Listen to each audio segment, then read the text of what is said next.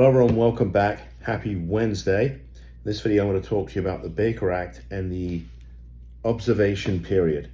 So I had a wife that retained us this morning to get her husband out of the Baker Act. I guess they had some type of domestic dispute. He said he'd had enough, couldn't take it anymore. He went missing for a few hours. The police finally located him and decided to Baker Act him. I mean, there were just no grounds for the Baker Act. In any event, of course, you know what happens once you're in the system. It's extremely difficult to get out. So he was taken to a hospital. They sent him to a behavioral health unit, and the doctor there said, "Oh, he's very depressed," and they put him on meds. And the wife spoke to the doctor and said, "Well, okay, when's he coming home?" And the doctor said, "Well, he's being held for the observation period, okay, to see how he responds to the meds."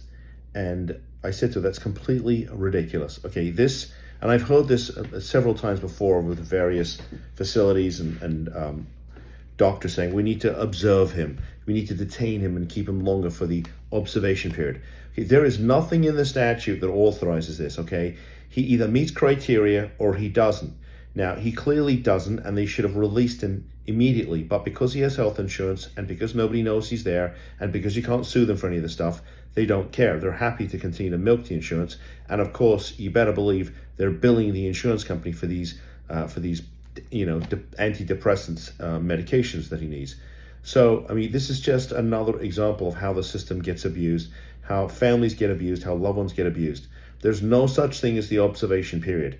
They get to assess, they get to stabilize, and once they are stable, he needs to be released. Now, if the doctor said, well, he's still being stabilized, that's a different story.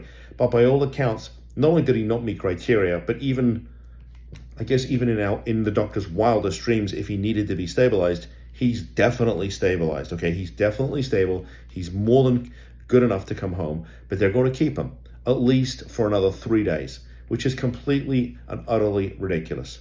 So I wanted to share that with you. If you have a loved one who's stuck in a facility and the facility says we need to, quote, observe them, you know you're being BS'd, okay? There's no such thing. And we need to talk. So with that said, I appreciate you tuning in. Thank you again. And I will see you in the next video. Bye-bye.